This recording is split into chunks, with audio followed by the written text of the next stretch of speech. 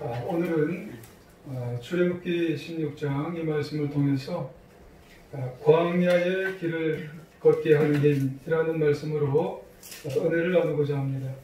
이 말씀을 통해서 우리가 은혜를 나눌 때 하나님의 은혜가 충만히 마시길 주님의 이름으로 축원합니다. 오늘은 인사를 한번 서로 해보셨으면 좋겠습니다. 옆 사람을 한번 보시면서 인사 한번 하시겠습니다. 주님의 이름으로 사랑합니다. 한 번 더 하시겠습니다. 믿음으로 승리하시길 원합니다. 예, 잘하셨습니다. 흔히 인생을 가리켜서 광야 인생이다 그렇게 이야기합니다. 이스라엘 백성들의 광야 인생이 우리 인생길과 아주 흡사하기 때문에 그렇습니다. 그렇다면 광야 인생은 어떤 특징을 가졌을까요? 짐 베르크라고 하는 목사님은 광야 길의 특징을 이렇게 설명을 합니다. 한 가지는 방황이 있는 것, 그리고 또 한 가지는 부족함이 있는 것, 그리고 또 한 가지는 괴로움이 있는 것, 이것이 광야 길의 모습이다 그렇게 이야기합니다. 실제로도 광야는 모래바람이 많이 부는 곳입니다. 그래서 어디가 어딘지 잘 구별이 안 되는 것이 광야길입니다. 때로는 목이 말라서 오아시스를 찾지만은 찾기가 어려운 곳이 광야길이에요. 그리고 낮에는 너무 뜨겁지만 또 밤에는 기온이 너무 내려가서 영하의 기온을 맞이해야 되는 것이 광야길이에요. 한마디로 고단하고 고생스럽고 때로는 너무 위험한 것이 광야길입니다. 그래서 광야길은 우리가 인생을 살다 보면 너무 공감이 많이 되는 길이, 우리 인생길과 공감을 많이 할 수밖에 없는 길이 광야길입니다. 3년 전에 이스라엘 성지 순례를 갔다가 유대 광야를 찝차로 우리 지방 목사님들과 함께 갔던 그런 때가 있었습니다. 가도 광야가 펼쳐지는 겁니다. 저만큼 좀 가까운 데인 줄 알고 우리가 갔습니다마는 30분 이상 가도 그 지점이 다가오질 않아요. 그리고 길 옆에 보았는데 마음이 오싹할 정도로 낭떠러지가 펼쳐져 있어요. 목초지는 찾아볼 수가 없습니다. 그때 앞에서 잠시 길을 잃어버렸어요. 길 가고 하지만 오른쪽으로 가야 되는지 왼쪽으로 가야 되는지 그걸 잃어버린 거예요. 바람에 씻겨서 길이 싹 사라져 버렸습니다. 우리는 길을 그때 잘 찾았어야 됩니다. 왜냐하면 잘못하면은 한참 가다가 다시 돌아가야 돼요. 아니면은 낭패를 당하기가 십상인 것이 광야길이기 때문에 그렇습니다. 상황이 그러니까 맨 앞에서 수십 년 동안 가이드 한 분이 한참 서 계시더라고요. 우리들도 뒤에 여러 대의 집차가 그냥 나래비로 쭉 서서 그분을 기다리고 있었어요. 다른 방법이 없잖아요. 그때 그 길목에서 가이드 하는 그분이 우리에게 아주 귀감이 되는 행동 하나를 보여줍니다, 여러분. 먼저 길을 잘 살피더라고요. 그리고 나서 그분도 이제 신앙이 있으신지 하늘을 바라보면서 조용히 뭔가 기도하는 모습을 취하고 계셨어요. 그리고 다시 차에 타셔서 우리를 인도해 가시는 거예요. 그의 모습 속에 뭔가 하나님에 대한 그런 갈급한 마음으로 어떻게 이 길을 우리를 인도하셔야 되는지 그거를 간절하게 찾고 계시는 것 같았어요. 그들을 따라가는 우리의 마음은 참 그분을 인상적으로 바라봤어요. 그리고 마음이 편안합니다. 뒤에 따라갈 때 마음이 너무 안심되는 거예요. 그래서 여러 대의 차가 그분의 뒤를 이렇게 편안하게 따라갔던 그런 경험이 있어요, 여러분. 그런데 그때 이상하게도 이런 생각이 들더라고요. 이렇게 유대 광야 하나 지나가는 것도 힘들고 어려운데 그 당시 이스라엘 백성들은 어떻게 그 시나이 반도를 건너가게 되었을까? 라고 하는 생각을 갖게 되었어요, 여러분. 여러분 숲곳에서 시작해서 신의 광야는 여러분 신광야, 신의 광야, 바란 광야, 수르 광야, 광야가 큰 광야가 4개씩이나 있어요. 그거를 40년 동안 가게 됩니다, 여러분. 어떻게 도대체 이 광야를 통과했을까 하는 생각을 갖게 됐어요, 여러분. 그 길을 지나다 보면 험한 산도 나오게 될 것이고 깊은 강도 또 가슴이 섬뜩한 그런 낭떠러지도 나오게 될 거예요, 여러분. 그리고 휘몰아치는 모래 폭풍도 계속 몰려올 거란 말입니다. 이스라엘 백성들에게. 요즘으로 표현하면 수많은 사건, 사고가 광야 인생 속에 몰려오듯 계속해서 몰려오는 거예요. 질병도 오고 또 사망의 위험이 도처에서 많이 깔려서요. 언제 그게 나타날지 모른다고 하는 거예요. 그래서 광야 인생길에는 오늘은 괜찮은 것 같은데 자고 일어나면 또 그냥 생각 같지 않은 문제들이 막 일어나는 거예요. 그래서 상처를 입고 또 좌절을 하고 또 절망하는 일들이요. 내일이면 또 뭔가 모르는 문제들이 그냥 막 생기는 거예요. 그러면 광야길에서 이스라엘 백성들은 도대체 그 광야를 어떻게 지났을까 하는 생각입니다, 여러분. 시내 광야, 여러 광야를 지나가는데 어떻게 지났을까? 여러분 어떻게 생각하세요? 그것은 그들의 광야길 중요한 고비고비마다 정말 중요한 일들을, 중요한 선택을 하게 되어질 때 그들은 생각하는 게 있어요. 하나님을 바라보면서 그 광야를 지나가고 있다는 말씀입니다. 그래서 결국 그들의 다니는 항상 누구의 앞에 그들이 있었냐면요, 하나님 앞에 있었어요. 그래서 그 광야길 잘 지날 수 있는 하나의 중심의 모습은 하나님 앞에 그들이 있었기 때문에 그들이 여러 광야나 또 수많은 시간 40년 동안 지나게 되었던 것도 다 하나님 앞에서 그들이 넉넉한 힘을 공급받고 또 인도함 받고 그리고 가르침을 받아서 그 광야를 잘 지나게 되었다는 말씀을 우린 기억해야 될 줄 믿습니다.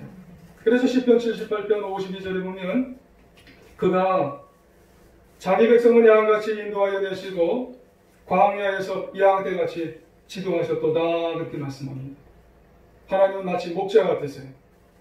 이스라엘 백성을 목자같이 잘 인도하세요. 어디에서요? 광야에서. 광야에서 무슨 일이 날지 어떻게 알아요? 광야에서 수많은 일들이 많이 일어나는데 하나님은 목자같이, 이스라엘 백성들을 목자같이, 그래서 어디까지? 가나안 땅까지 그냥 목자같이 잘 인도하시고 지도하시고 보호하셔서 가나안 땅까지 보호하신 그런 하나님인 줄 우리는 기억하셔야 돼요. 마찬가지입니다. 여러분 우리도 지금 인생길이 무슨 길이라고 그랬어요? 광야길이에요. 지나다가 참 힘든 일이 많이 벌어질 수 있어요. 그래서 다리 힘이 풀려요. 너무 힘들어요. 그래도 하나님은 우리의 목자 되셔서 우리에게 힘을 주시고 지치지 않게 하시고 또 우리에게 넘어지지 않게 하셔서 안아주시고 업어주시고 다시 일으켜 세워주셔서 결국은 우리의 광야 인생길도 여러분 무사하게 통과하게 만들어주실 줄 믿습니다. 이스라엘 광야길을 걷게 하는 힘이 그럼 누구예요? 하나님이십니다. 여러분 이거를 신앙적으로 여러분 한 3가지 정도로 표현해 보면은요, 여러분 하나님이 있는 분은 한 가지 믿음이 있으셔야 돼요. 믿음 있으세요? 여러분 믿음이 있으셔야 됩니다. 사실 광야로 나간 이스라엘 백성들은 가나안 땅으로 가라고 했는데 가나안 땅이 어딘지 몰랐어요. 그런데 눈앞에 펼쳐진 그 광활한 사막을 보니까 막막한 거예요. 그런 가운데 그들은 광야 생활을 시작한 지도 얼마 되지 않았는데 그들이 심각한 문제가 발생했어요. 물도 물이지만 그들이 광야에 들어가고 나서요, 양식이 떨어졌어요. 홍해를 지나면서 그들이 가지고 있던 양식이 물에 다 쓸려 내려갔기 때문에 그렇습니다. 그러니 뭐 대책이 있나요? 애굽에서 가지고 온 양식이 거의 다 떨어져 버렸어요. 근데 그들이 기껏 하는 생각이 뭐냐면은 하나님 뜻을 우리가 발견했다 그러는 거예요. 그 뜻이 뭐냐면은 다시 우리가 애굽으로 돌아가면 된다. 이런 생각을 하는 거예요. 그걸 대책이라고 이들이 얘기했어요. 그래서 우리가 이제 애굽으로 다시 돌아가서 애굽에 가면은 고기 가마 곁에서 실컷 먹고 죽기나 할 거 아니냐. 리턴하자 우리. 그런 생각을 하는 거예요 이들이. 여러분 우리 가운데 우리 인생들 가운데 광야 인생 살아가다가 뭐만 안 되면 옛날이 그립다고 옛날로 돌아가자고 그러는 사람들이 있는 사람들이 있잖아요. 자꾸 옛날만 그리워하는 사람들이 있어요. 그래서 그런 사람들을 뭘 잘해요? 원망 잘해요. 불평 잘해요. 그러다 보면 절망하기 쉬워요. 여러분 광야에는 이런 것들이 참 많은 거예요. 뭐만 안 되면 원망하고 뭐만 안 되면 절망하고 뭐만 안 되면 누구 탓하고. 여러분 그러고 보면 우리가 살다 보면은요 문제가 없는 게 아니라 너무 광야 생활에 문제가 많아요. 이쪽 봐도 문제 있고 저쪽 봐도 문제 있고. 그것도 어디에 문제가 많냐면 기본적인 생활에 문제가 많은 거예요. 여러분 아주 내가 해결하기 어려운 문제가 아니라 광야 인생을 살아가다 보면은요 아주 기본적인 것에 문제가 생긴다니까요. 앞서 말씀드렸듯이 광야 생활에서는 먹고 사는 문제가 있다니까요. 그뿐인가요? 또 어떤 게 있을까요? 우리 같은 경우에도 생각해 보면은 광야길을 걸어가는데 자녀가 문제가 있어요. 자녀들이 여러분 평생 문제라잖아요. 자녀가 평생 문제예요. 자녀가 20살쯤 돼서 문제 끝하면 얼마나 좋아요. 근데 이 자녀가 40이 돼도 문제거리예요. 50이 돼도 문제거리예요. 그리고 인간관계가 또 문제가 있어요. 그리고 직장과 이거 사업을 하다 보면 또 문제가 생겨요. 제가 TV를 보다가 어느 청년이요 4년 동안 그 전공을 했는데 그래서 시험을 딱 준비를 하려고 했는데 그 회사가 없어졌대요. 이 일을 어떻게 해요? 그래서 학원 다닌대요.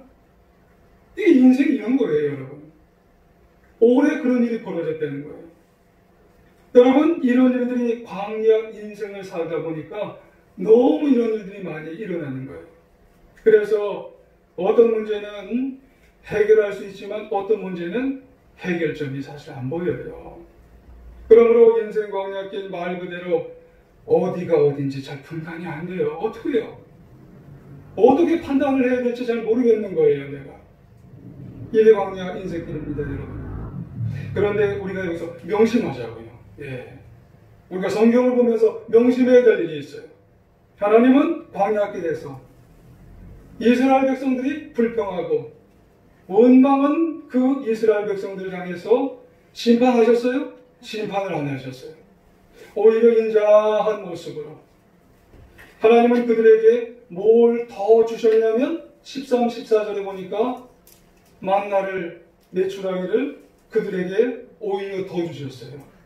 불쌍한 마음을 가지고 긍휼하신 마음을 가지고 인자하신 마음을. 하나님 이런 분이세요. 여러분 광야에서 오히려 그들을 더 보살펴 주세요. 그래서 아침에는 둥글둥글하고 서리 같은 모양으로. 그리고 이 이스라엘 백성들이 왜 고기는 안 주냐는 거예요, 또.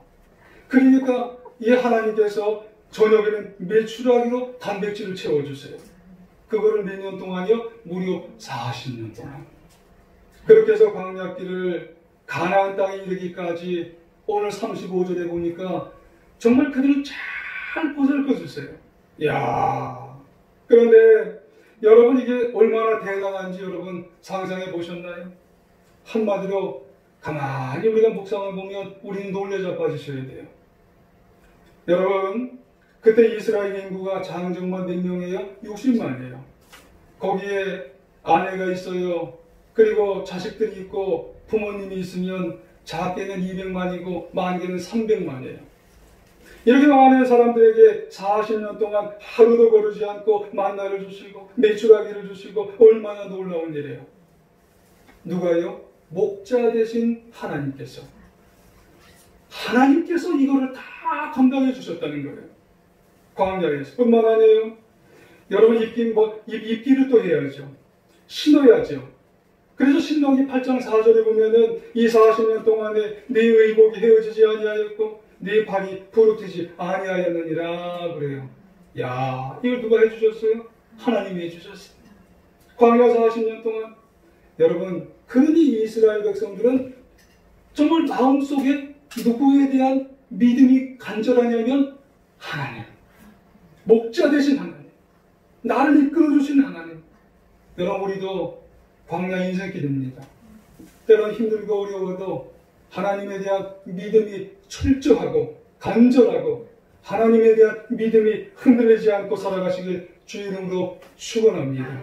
광야를 걸어갈 수 있는 원동력의 힘은 하나님에게서 나오는 줄 믿으시길 원합니다. 지난 교육자회의 때 감사님께서 회의를 진행하셨어요. 이런 말씀하시더라고요. 마스크를 했지만 얼굴 본다는 게 이렇게 좋은 줄 세상 몰랐대요. 악수를 하는 게, 악수는 안 했지만 이렇게 팔꿈치를 쳤어요. 근데 악수를 하는 게 이렇게 귀한지 몰랐대요. 그러시면서 요즘 믿음이 새롭게 성장하는 걸 느낀대요. 여러분, 감사님 연세가 이제 얼마 안 있으면 은퇴하실, 여러분 평생을 믿음으로 사신 분인데 새롭게 믿음이 성장하신대요. 이어서 또 말씀하세요. 우리 주 목소리 한 번만 말하시니까 세상이 흔들린답니다. 믿으세요? 이야, 하나님이 목소리 한 번만 말하시니까 한국이 흔들리는 게 아니에요. 아시아만 흔들리는 게 아니에요. 전 세계가 흔들리는 거예요. 여러분, 하나님이 어떤 분인지 우리가 깨닫게 되잖아요. 여러분, 이거를 반대로 보면 하나님이 아니시면 안 되는 거예요. 더 갈급하게 우리는 하나님을 찾아야 된다는 말씀이에요. 그러시면서 우리에게 이런 의미로 말씀하시는 거예요. 광야길을 살아가면서 믿음 있는 척 하지 말라는 거예요. 왜 믿음 있는 척하는 목사가 되냐는 거예요. 그러면서 우리는 참 연약한 존재라는 거예요. 오로지 믿음을 가지고 하나님을 신뢰하고 하나님을 철저하게 믿고 하나님이 주시는 힘을 믿고 우리가 나아갈 수 있는, 그래야 광야 인생 승리하게 된다는 말씀입니다. 라울 솔사라는 피아니스트가 있어요. 아르헨티나 태생인데 이분은 왼손 피아니스트예요. 5살 때부터 20살까지 이분은 피아니스트를 하는데 얼마나 잘하는지 몰라요. 그런데 20대 중반에 이분이 미끄러져가지고 오른쪽 손을 다쳤어요. 마비가 돼버렸어요. 어떻게 해야 될까요? 잘 나갔어요. 그랬을 때 그분은 충분히 하나님을 원망할 수 있죠. 그렇잖아요. 5살 때부터 잘 나가다가 앞으로는 청청하게 유망주인데 하나님 안 넘어지게 붙잡아 주었으면 좋았을 텐데 안 넘어져도 살짝만 다치게 해주면 얼마나 좋았어. 다쳐도 피아노는 칠 수 있을 정도로 좀 붙잡아주면 얼마나 좋았어요. 왜 그랬어요 도대체? 그때 하나님은 뭐 하셨어요 도대체? 원망할 수 있잖아요. 그렇잖아요. 살짝만 붙잡아주면 좋았지. 그때 하나님은 도대체 뭐 했어요 도대체? 정말 전지전능하고 무서보지 하시다는 게, 하나님은 도대체 뭐 하셨어요 그랬대? 하고 하나님은 원망할 수 있잖아요. 충분히. 근데 이분은요 달라요. 이분은 그래도 하나님은 무슨 뜻이 있을 거야. 여러분, 흔들리지 않아요. 뭐가 흔들리지 않냐면 믿음이 안 흔들리는 거예요. 그래서 광야 같은 인생 현실에 얽매이지 않고 하나님을 꼭 붙잡았는데 이분이 지혜가 생기는 거예요.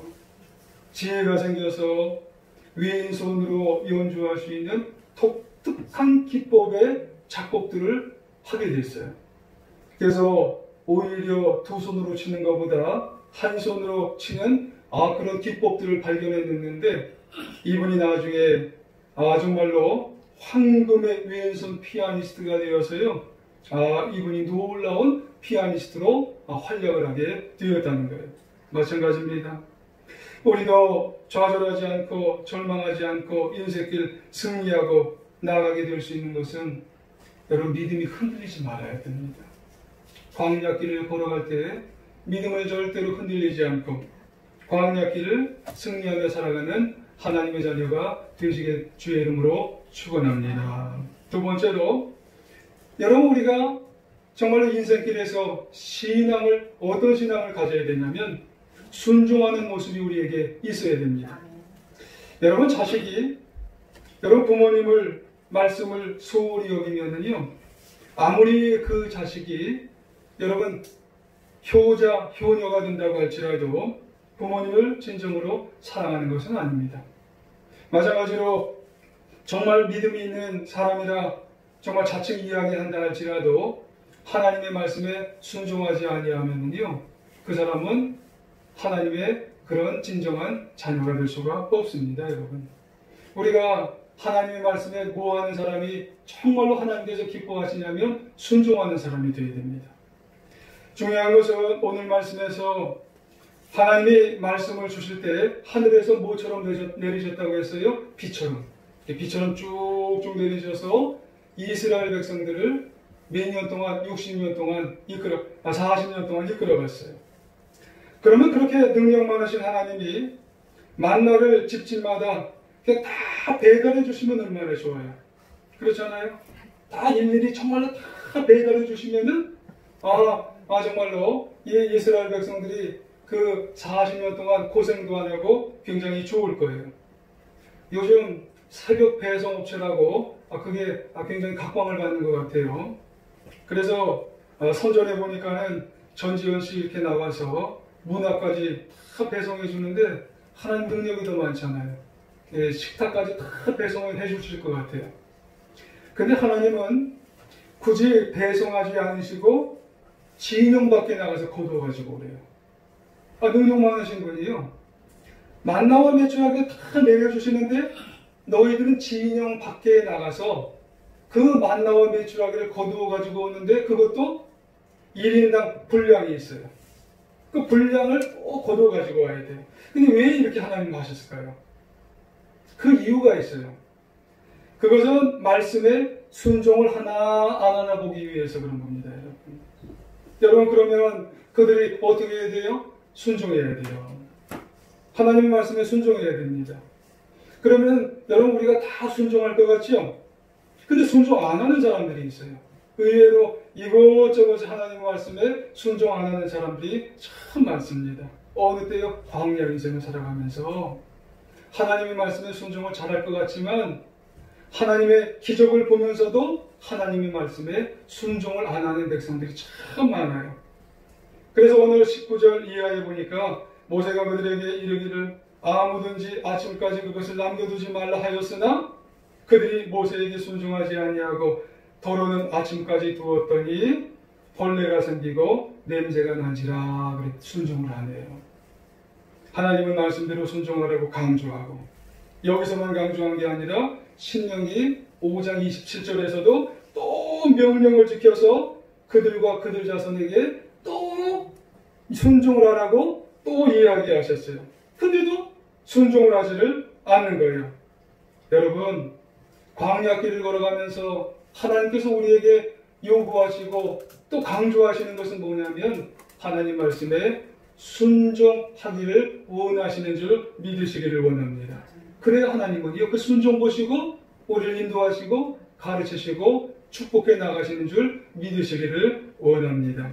그런데 하나님은 오늘 말씀에서 순종하기를 원하는데 특별하게 이것은 더 순종하기를 원하세요. 그것이 뭐예요? 안식일 준수입니다. 여러분 안식일은 오늘날 말하는 주일 성수를 말합니다. 여러분 요즘 주일 성수 개념이 참 희박해지고 있어요. 요즘 너무 힘들고 또 어렵고 바쁜 그런 삶을 살아가다 보니까는 척박한 삶을 살아가다 보니까 그 광야 생활 속에서 우리가 주일 성수를 잘 못하는 가운데 있을 수도 있습니다. 또 코로나로 인해서 주일 성수에 대한 인식이 좀 약화되는 것 같아요. 그래서 우리가 주일 성수 개념이 인식이 좀 약화되는 것을 우리가 느낄 수도 있습니다. 여러분, 그럴수록 여러분 우리에게 필요한 신앙이 뭘까요? 오늘 말씀에 의하면 주일 성수입니다.